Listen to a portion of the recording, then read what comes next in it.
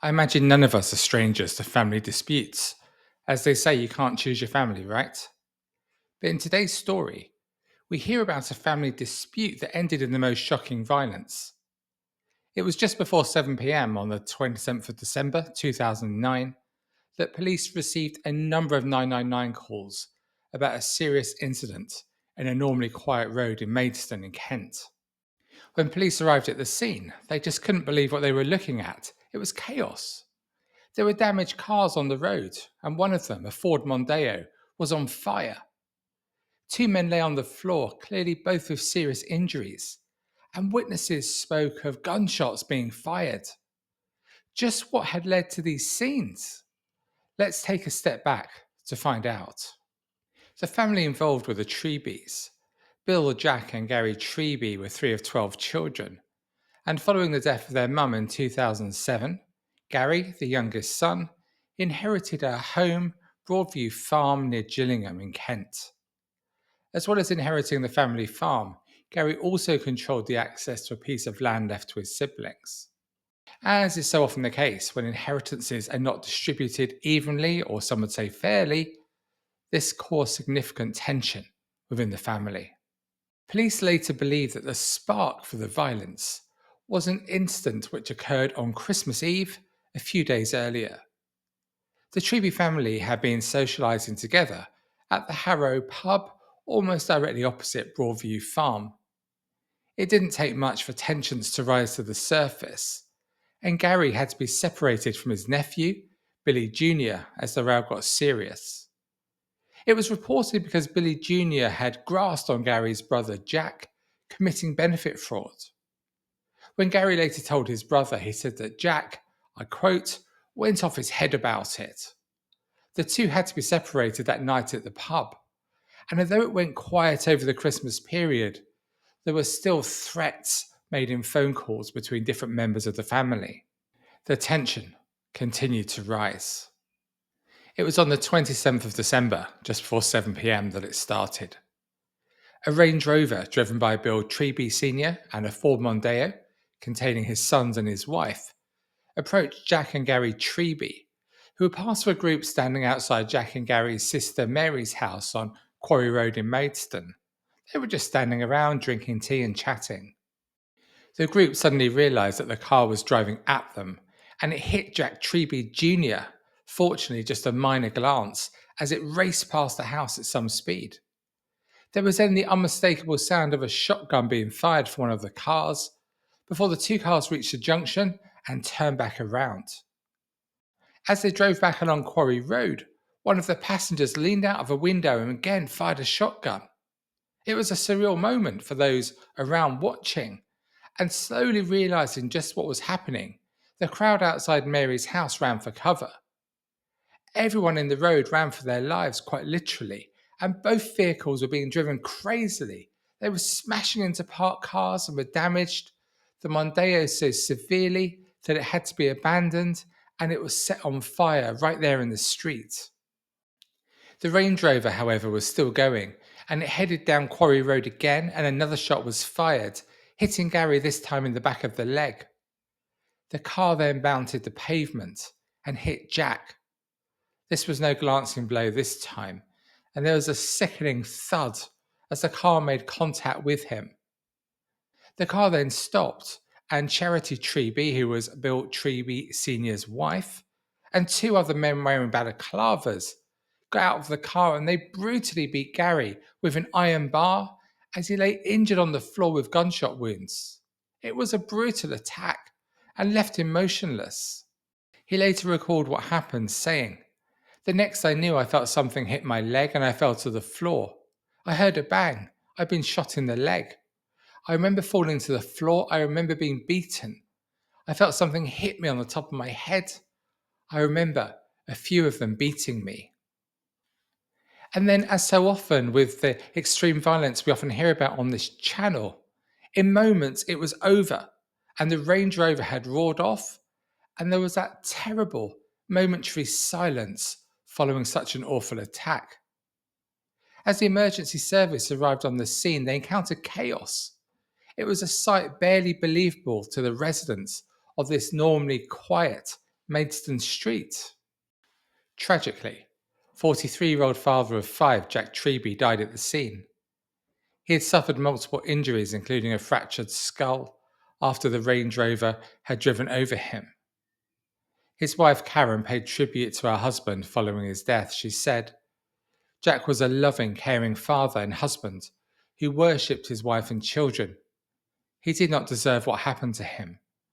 I feel like my heart has been ripped open. We've been robbed of a wonderful, caring, loving man who will live in our hearts forever."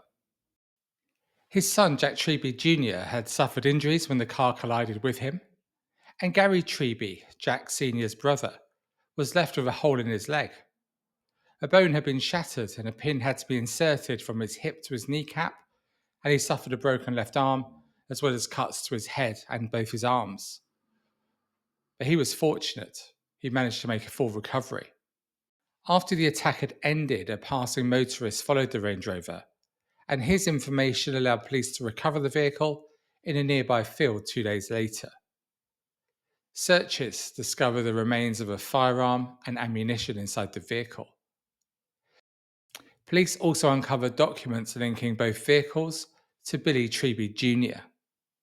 As officers began investigating, it became clear that this incident just involved relatives.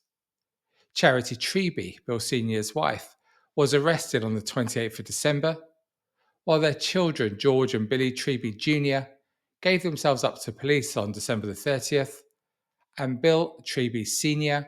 handed himself in on New Year's Eve. Detectives had a good idea of what had happened from the startled relatives involved who'd been targeted, and also there was footage of the events from CCTV at the scene. But unfortunately, the moments when Gary was shot and Jack was actually hit by the Range Rover were missed when a CCTV operator changed the camera tapes. But they could see someone hanging out of the Range Rover with a gun, and they heard audio of gunshots captured by a neighbour's CCTV. The family gave conflicting accounts of what had happened.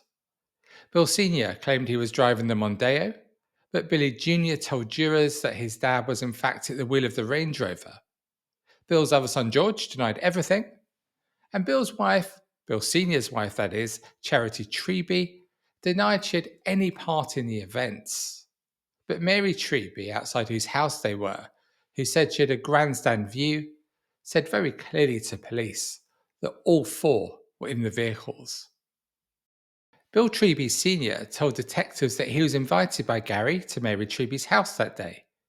He said that as he drove up Quarry Road, he saw his brother Jack approach his Mondeo car.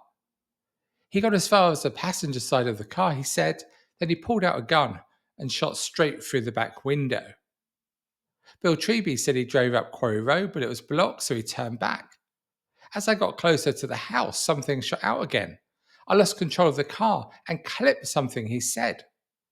He also said he didn't even know that Jack had been run over and killed until he heard about it on the radio the next day. Billy Sr.'s son, George, told detectives that this argument was nothing at all to do with him. He said he was there because he was asked to be there.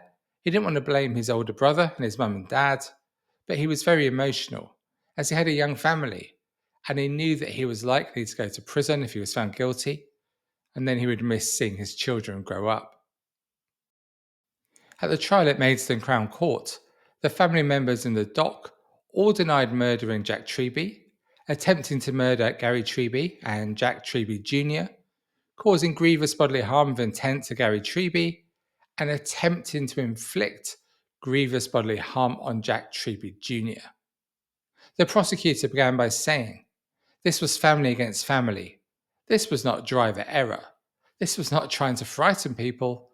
This was trying to kill them." In court, Gary Treby said the claim that Jack Treby had shot out the back window of the Mondeo using the alleged attack was just pathetic. He denied that either he or his brother Jack had a gun. He said, "At the end of the day, I've been through a hell of a lot.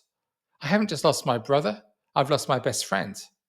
I know for a fact we never had any firearms or anything like that on us." He agreed with the QC for Bill Treby Sr. that he'd acquired a significant criminal record, but he added that he had paid for what he had done, and this trial wasn't about that, but about the murder of his brother. At the end of proceedings, Bill Treby Sr., his wife Charity, and their sons, 29-year-old Billy and 23-year-old George, were all cleared of the attempted murder of Jack Treby Jr. and attempting to cause him grievous bodily harm. But they were found guilty of murdering Jack Sr. and the attempted murder of Gary. Charity was convicted of grievous bodily harm to Gary Treby. The four were sent back to the cells before sentencing, but 50-year-old Bill Treby Sr. would never return to court to face his sentencing after tragically being found hanged in his cell, which he shared with his son George on the Isle of Sheppey 2 days after they'd been found guilty. George had said of their return to prison after the verdicts on the Friday that his dad had seen a mental health nurse at reception for a few minutes before it's his turn. When I saw the reception nurse, I was asked how I was feeling. I said I was okay. I didn't want to talk. He said my father was upset and tearful. I heard my dad crying in the middle of the night. I'd never heard him cry before. He thought he was going to be found innocent. He couldn't cope with doing 30 years in prison. My father was always the strong one in the family. We would never discuss how we were feeling with one another. Back in court for sentencing, the judge said, "Everybody at this court who heard the news on Monday was taken back and very shocked. For many members of the large Treby family, this is a time which is already a very difficult one, but it's also a time of great sadness." The judge assured the 9 jurors who returned for the sentencing hearing that they should have no feelings of reproach. They'd carried out their duty with diligence, and they returned verdicts with which I entirely agree, he said. Now, I cannot allow the sympathy we feel to deflect me from my duty today, and that is to pass sentence on the defendants in court. Sentencing Billy Jr. and George Treby, the judge ordered they should each serve a minimum of 23 years for murdering Jack Sr., plus an additional 14 years for the attempted murder of Gary. Charity Treby was jailed for 8 years. The judge continued, "I expect the tragic events of this weekend have finally brought home to each of you, in stark relief, the enormity of your crimes. That night you brought lawlessness and terror to a quiet Maidstone street. No one who heard the sounds from the CCTV can be in any doubt of that. You hunted down Jack and Gary Treby ruthlessly and without mercy. Jack Treby was run down and then left to die in the street. Gary Treby was deliberately shot and beaten as he lay injured on the ground." He continued that Charity Treby did not know the extent of what her husband and her sons had planned, but she did nothing to help Gary as he lay on the ground being attacked. All three of you, together with the first defendant, that's Bill Treby Sr., thereafter thought of nothing but your own self-preservation, he said. And so there we have it. A family dispute which led to the most shocking violence and destroyed so many lives, as murder always does. The ripples always extend widely. I hope you found this video of interest. If so, please do watch one of my others. Until next time, I've been Adam Lloyd.